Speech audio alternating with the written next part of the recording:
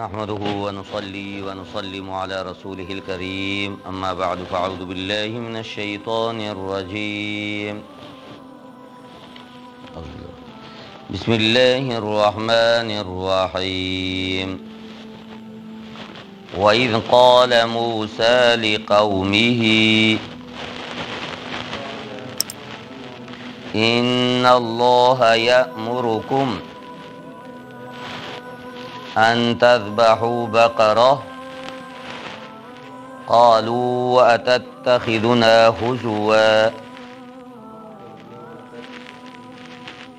هزوا قال أعوذ بالله أن أكون من الجاهلين قالوا ادع لنا ربك يبين لنا ما هي قال إنه يقول إنها بقرة لا فارض ولا بكر عوان بين ذلك فافعلوا ما تؤمرون قالوا ادع لنا ربك يبين لنا ما لونها قال إنه يقول إنها بقرة صفراء فاقع لونها تسر الناظرين قالوا ادع لنا ربك يبين لنا ما هي إن البقرة تشابه علينا وإنا إن شاء الله لمهتدون قال إنه يقول إنها بقرة لا ذلول تثير الأرض ولا تسقي الحرث مسلمة لا شية فيها قالوا الآن جئت بالحق فذبحوها وما كادوا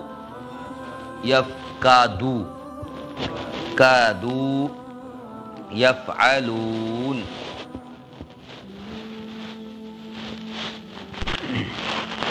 اللہ رب العزت نے ارشاد فرمایا جب موسیٰ علیہ السلام نے اپنی قوم سے فرمایا کہ اللہ رب العزت کا حکم یہ ہے کہ تم گائے ذبح کرو، تو انہوں نے کہا کیا ہم سے مذاق کر رہے ہیں آپ؟ موسیٰ علیہ السلام نے فرمایا کہ میں اللہ کی پناہ چاہتا ہوں کہ میں جاہل ہوں جیسا کوئی کام کروں۔ اب مسئلہ یہ پیش آیا کہ حضرت موسیٰ علیہ السلام کے زمانہ میں ایک آدمی جو بہت ہی امیر تھا تو اس کی اولاد نہیں تھی، ایک بھتیجا تھا۔ اب اس نے کیا کیا کہ اپنے چاچو کو قتل کر دیا۔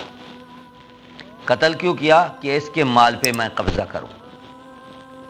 اب رات کو قتل کیا اندھیرے میں، قتل کرنے کے بعد محلے کے گیٹ پہ ڈال کے آ گیا، اور صبح ہوتے ہی یہ شور مچانا شروع کر دیا، ارے میرے چچا کو تو کسی نے مار دیا، اب میں کسی کو نہیں چھوڑوں گا، یا تو سب کو ماروں گا یا مجھے پتا چلے کہ کس نے مارا ہے۔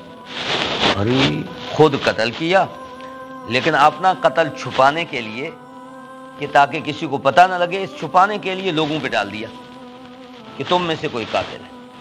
اب وہ لوگ پریشان ہوئے کہ بھئی یہ تو اب بفرا پھرے، لوگوں کو اب تو یہ مارے گا۔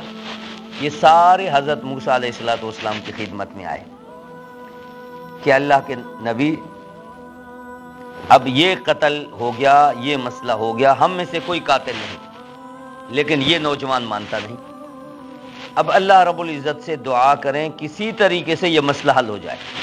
اب دیکھیے اگر کوئی پریشانی آتی ہے نا، چلو ایک تو ہے کہ الگ کسی کو پریشانی ہو، ایک یہ ہے کہ پورے محلے کو جب پریشانی ہو تو سارے لوگ پریشان، کسی کو چین نہیں، سکون، نہ کھانا اچھا لگے، نہ پینا اچھا، نہ لیٹنا اچھا، کسی وقت یہ نہ ہو کہ پھر آ جائے کہ گن لے کے آ جائے۔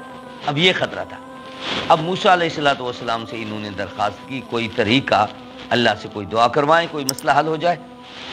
موسیٰ علیہ السلام نے اللہ رب العزت سے دعا کی، یا اللہ یہ ان کا مسئلہ پیش آ گیا، اب اپنے فضل و کرم سے یہ ہمارا مسئلہ حل کروائیں۔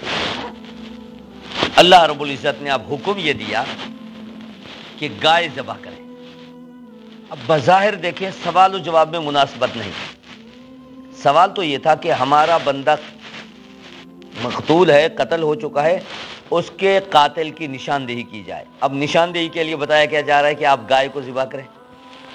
اب آگے یہ بھی نہیں بتایا گیا کہ گائے کو ذبح کرنے کے بعد کرنا کیا ہے، یہ بھی نہیں بتایا گیا۔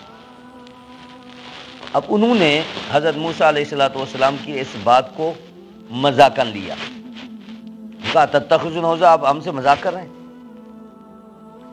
انہوں نے فرمایا کہ مذاق کرنا تو جاہلوں کا کام ہے، آپ دین کا مسئلہ پوچھیں، ایک مسئلے کے حل کے لیے میں آپ سے مذاق کروں، یہ نبی کے شان کے مناسب نہیں۔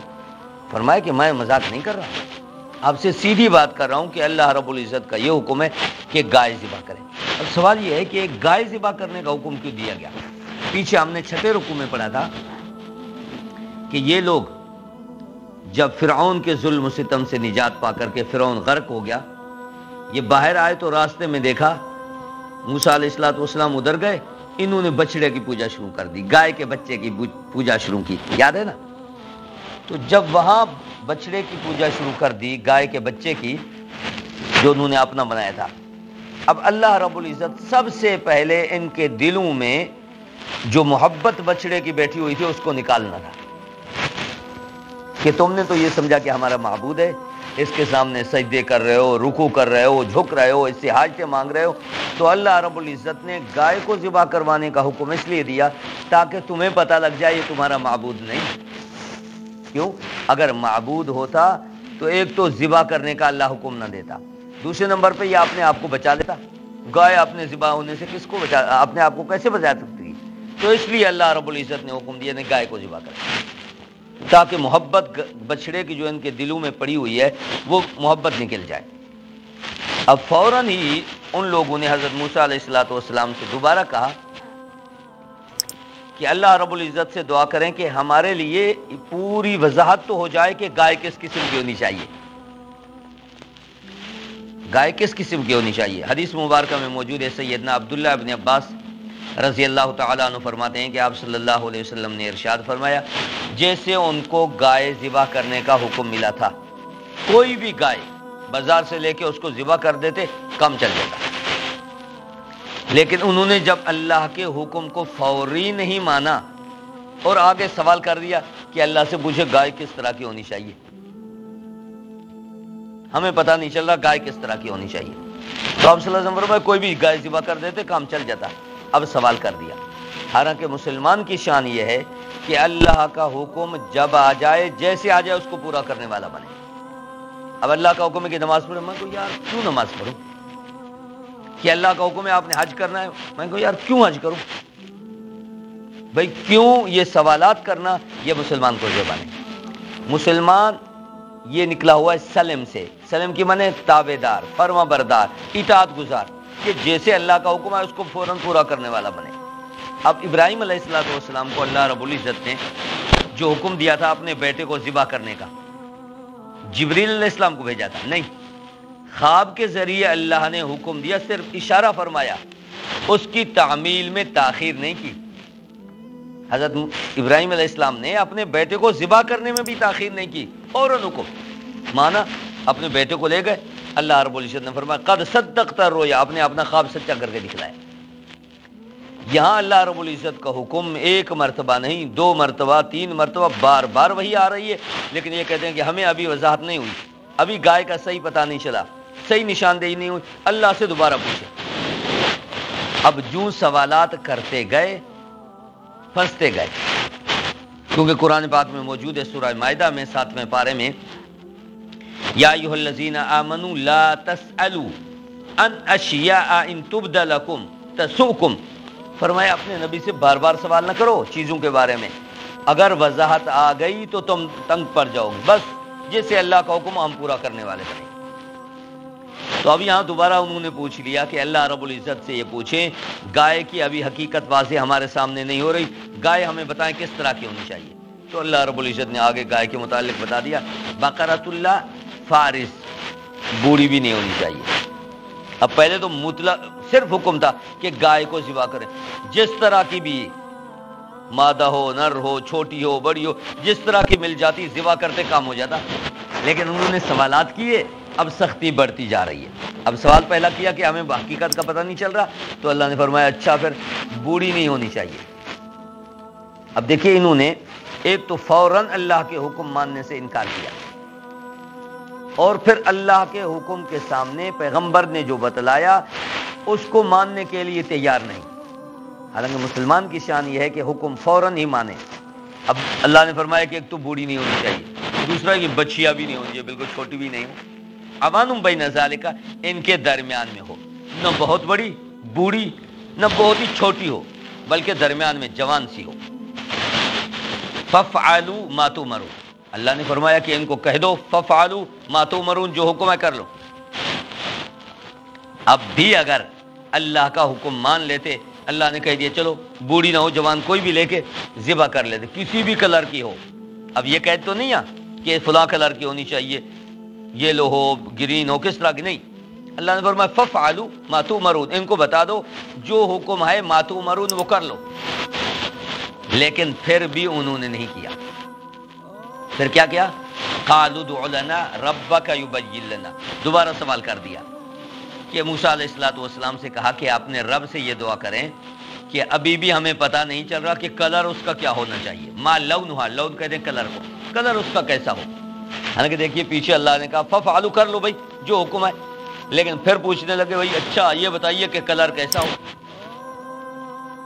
اللہ رب العزت نے فرمایا کہ ان کو بتا دو کہ اچھا یلو کلر ہو، زرد کلر کی گائے ہو، لیکن زرد بھی اتنا شوخ ہو، تیز کلر ہو، دیکھنے والا کہے ہاں یار رائٹ بہت ہی اچھا لگ رہا ہے۔ تو اتنا اچھا ہونا چاہیے، گاڑھا کلر ڈارک ہو، لیکن یہ نہیں کہ ہلکا بھی نہیں ہونا چاہیے۔ اب دیکھیں سختی بڑھ گئی نا، پہلے کسی قسم کی گائے ذبح ہو جاتی کام ہو جاتا، دوسرے نمبر پہ سوال کیا تو اللہ نے کہا بوڑھی نہ ہو جوان ہو، لیکن پھر بھی اللہ نے کہا کہ جیسے میں کہہ رہا ہوں کر لو، لیکن نہیں کیا۔ تیسرے نمبر پہ سوال کیا تو اللہ رب العزت نے ساتھ میں سختی بڑھا دی کہ اب کلر بھی ایسا ہونا چاہیے، اور اس میں بھی یہ بتا دیا گاڑھا کلر ہو، تیز کلر ہو، شوخ کلر ہو، دیکھنے والے کو اچھا لگے، فاقع لونھا تسر الناظرین، دیکھنے والے کو اچھا لگے، ہاں بھائی یہ ٹھیک ہے۔ اب موسیٰ علیہ السلام نے جب یہ بتایا پھر بھی بات نہیں مانی۔ اب موسیٰ علیہ السلام کے پاس چوتھی مرتبہ سوال کے لیے حاضر ہو گئے۔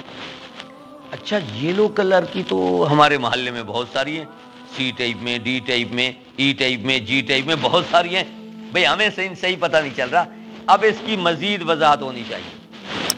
اب دیکھیے تین مرتبہ سوال کیا، اللہ نے وضاحت فرما دی کہ اب کر لو، لیکن پھر بھی نہیں۔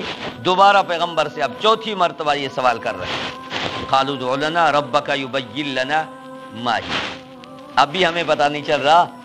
اللہ کے پیغمبر اپنے اللہ سے یہ پوچھ کے ہمیں بتائیں۔ اب دیکھیں اس میں بھی گستاخی ہے، ایک تو فوراً نہیں مانا، دوسرا یہ کہہ رہے کہ اپنے اللہ سے پوچھ کے دکھائیں، یعنی یہ نہیں کہا کہ ہم سب کے جو رب ہیں ان سے پوچھیں، نا اپنے رب سے پوچھیے، اپنے رب سے پوچھیے، کیا آپ کا رب نہیں؟ ہم موسیٰ علیہ السلام سے کہہ رہے ہیں اپنے رب سے پوچھیے، کیا ہمارا رب سب کا نہیں؟ تو اس لیے بھائی ایک یہ بھی اس میں گستاخی۔ تو فرمایا نہیں ہمیں نہیں پتہ چل رہا، گائے اس طرح کی ہمارے پاس بہت ساری ہیں، ان البقرہ تشابہ علینا، گائے تو مل جل گئی ہیں، اس طرح کی ہمارے پاس بہت ساری ہیں، لیکن اب بھی اس کی وضاحت ہونی چاہیے کہ کس طرح کی، پیلے کلر کی، زرد کلر کی، کس طرح کی ہو۔ اب کہہ دیا انا انشاء اللہ لمہتدون، اگر اللہ نے چاہا تو انشاءاللہ ہم سمجھ جائیں گے۔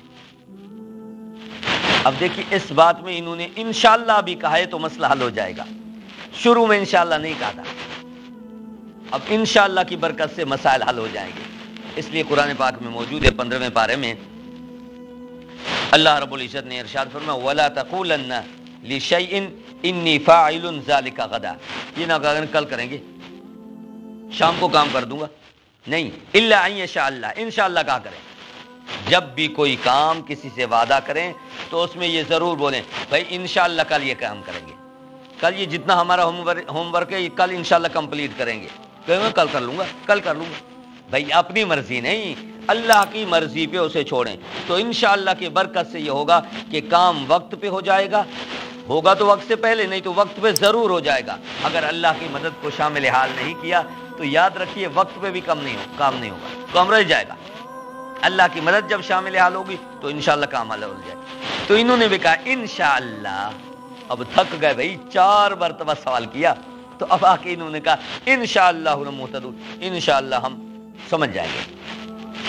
अब मूसा अलैहिस्सलातु वस्सलाम ने जब देखा कि इन्होंने इंशाअल्लाह भी कहा, अल्लाह की मर्जी को शामिल हाल किया, काला इन्नहु यकूलु, कि अल्लाह रब्बुल इज्जत फरमाते हैं इन्नहा बकरतुल्ला ज़लूलुन,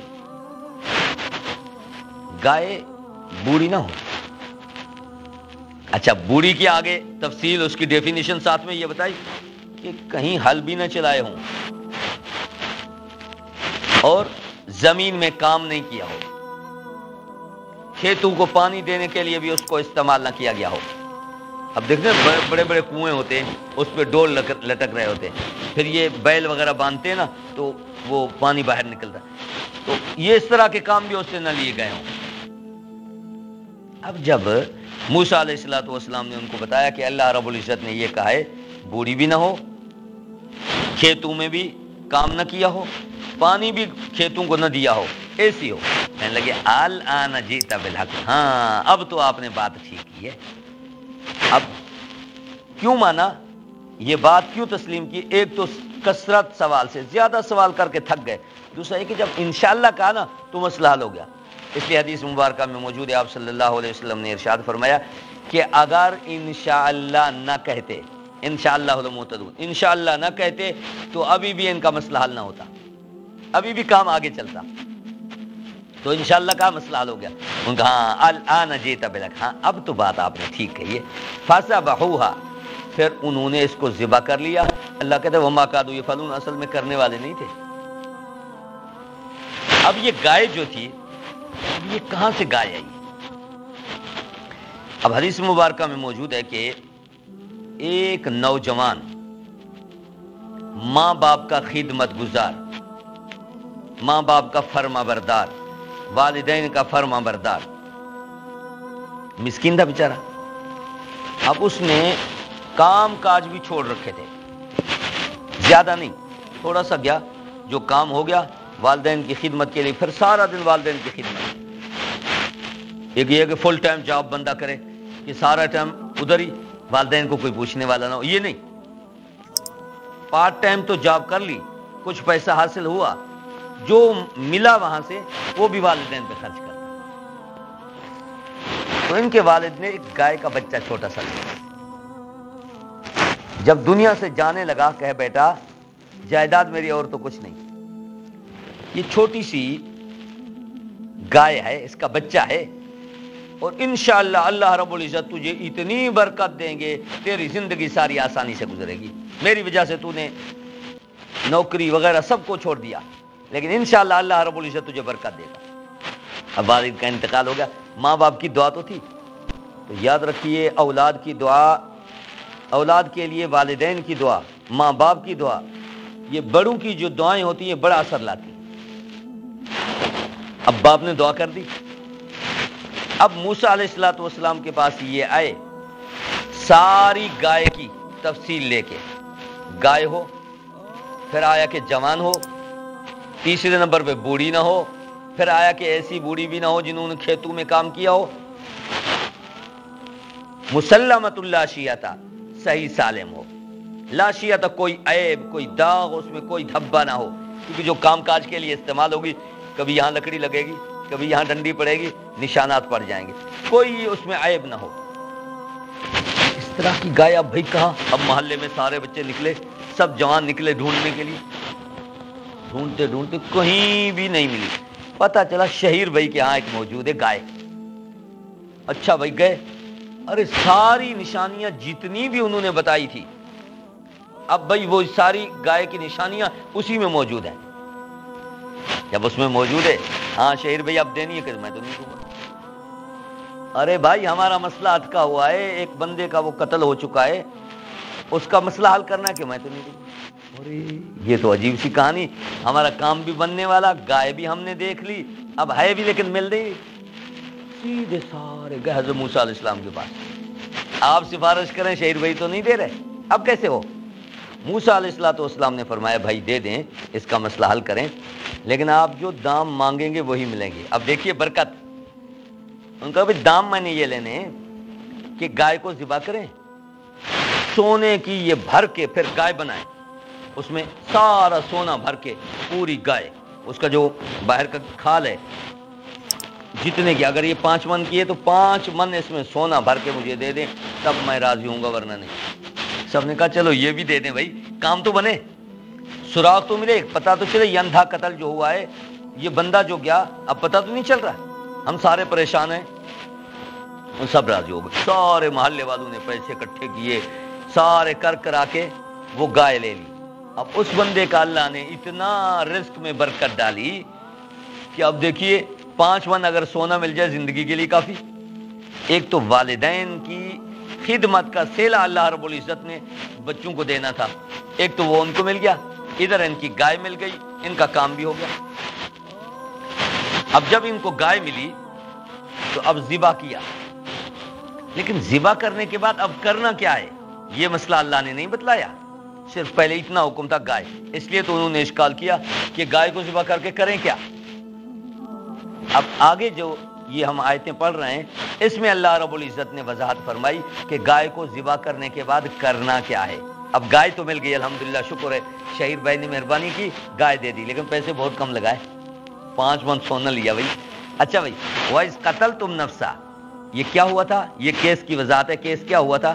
وَإِذْ قَتَلْتُمْ، جب تم نے ایک انسان کو مار دیا، وہ بھتیجے نے اپنے چاچو کو مارا تھا، فَادَّارَأْتُمْ فِيهَا، تمہارا اس میں اختلاف ہو گیا، بھتیجا کہتے فلاں نے مارا ہے، فلاں نے مارا ہے، فلاں نے مارا، وہ کہتے بھئی ہم نے تو نہیں مارا۔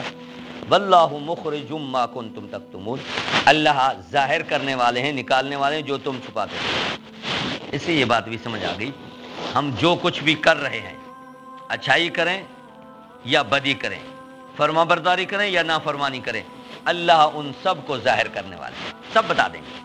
یومئذ تحدث اخبارا، ایک دن اللہ رب العزت ساری چیزیں سامنے رکھ دیں گے، آپ نے یہ کیا تھا، یہ کام کیے تھے، یہ کام۔ اس لیے ہمیں چاہیے کہ ہم ظاہراً یا چھپ کر کے بھی ہم نیکی کرتے رہیں، نافرمانی سے اپنے آپ کو بچائیں، فرما برداری کرتے رہیں۔ کسی بھی وقت اگر اس چیز کا ظہور ہو جائے، ظاہر ہو جائے، تو پھر شرمندگی نہ اٹھانی پڑے، بھئی نیکی کی، اچھا کام کیا، لوگوں کو پتہ چل جائے گا، وہ کہیں گے ٹھیک۔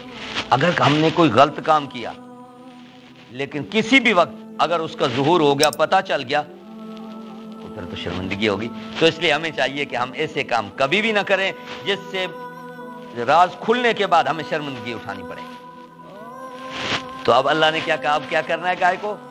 فَقُلْ نَضْرِبُوهُ بِبَعْضِهَا، ذبح کرنے کے بعد اس کا کوئی بھی گوشت کا ٹکڑا لے کے اس کے جسم کو ٹچ کریں، یوں لگانے کی دیر ہے، وہ خود زندہ ہو کر کے بولنا لگ جائے گا۔ اب انہوں نے ذبح کیا، وہ ٹکڑا اس کے جسم پہ یوں ٹچ کیا، مجھے فلاں نے مارا ہے، علی بھائی نے مجھے مارا تھا،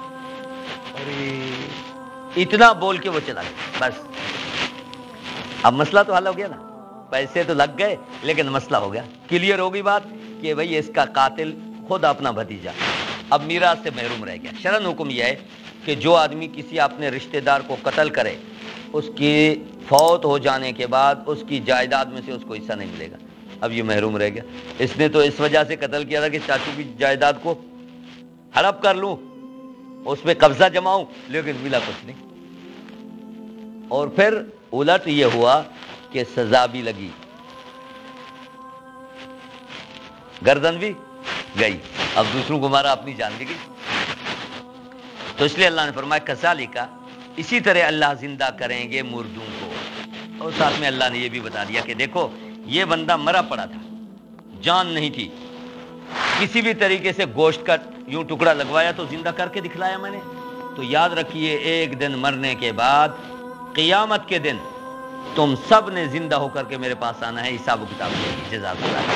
یہ ہم سب کا ایمان ہے کہ دنیا ہمارا ہمیشہ کے لیے گھر نہیں، عارضی ٹھکانہ ہے، اور ایک دن ہم نے اللہ کے پاس جو اعمال دنیا میں کر رہے ہیں اس کی جزا و سزا کے لیے حاضر ہونا ہے۔ اس لیے اللہ فرمائے کذالک یحیی اللہ الموتى، اسی طرح میں مردوں کو زندہ کروں گا۔ وَيُرِيكُمْ آیاتہ لعلکم تعقلون، اللہ تمہیں اپنی نشانیاں دکھلاتا ہے تاکہ تم سمجھ جاؤ۔ اب نشانیاں، یہ ساری چیزیں دیکھنے کے بعد اب ہمارے دل کس طرح ہو گئے؟ اللہ فرماتے ہیں ساری چیزیں دیکھنے کے باوجود دل اور زیادہ سخت ہو گئے۔ فرمایا پتھر سے بھی زیادہ سخت ہو گئے۔ پتھر میں اللہ نے یہ رکھا ہے، بعض پتھر دیکھتے ہیں پھٹ جاتے ہیں تو چشمے، نہریں بہ رہی ہیں، ادھر کلات اور اس طرف جائیں دیکھا ہوگا آپ نے چشمے، اور بعض پتھر پھٹ جاتے ہیں اور اس سے پانی نکلتا ہے، اور بعض پتھر تو اللہ کے خوف سے گر جاتے ہیں، بڑی بڑی چٹانیں، اخبار میں ہم پڑھتے ہیں خدا جگہ سے چٹانیں گر گئی، یہ اللہ کے خوف سے، اللہ فرماتے میرے خوف سے گر جاتے۔ اور یہ بھی بتا دیا کہ لوگوں کی 3 قسمیں ہیں۔ کچھ لوگ ایسے ہیں جن کے دل بہت ہی نرم ہوتے، ہر وقت اپنے گناہوں پہ ندامت کرتے ہیں اور روتے رہتے ہیں اللہ سے، کچھ زیادہ نہیں تو کم روتے ہیں۔ کچھ لوگ ایسے ہیں کہ اللہ کا خوف ان پہ اتنا طاری ہوتا ہے، آنسو تو نہیں بہ رہی لیکن دل میں روتے رہتے، ندامتوں پر پشیمانی ہوتی ہے۔ تو اللہ رب العزت ہمیں بھی ایسا بنائے کہ غلطی ہو جائے روئیں، ندامت کے آنسو بہائیں، اور انشاءاللہ تعالی اللہ اس سے خطاؤں کو معاف فرما دے۔ ایک حدیث مبارکہ میں موجود ہے، آپ صلی اللہ علیہ وسلم نے فرمایا کہ 2 قطرے ایسے ہیں جن سے جہنم کی آگ بجھ سکتی ہے۔ 2 قطرے فرمائے، ہاں کون سے؟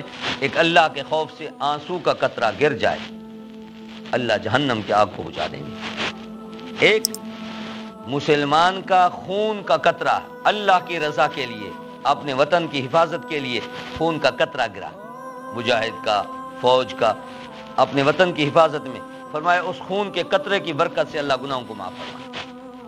تو یہ خطرہ اتنا قیمتی ہے۔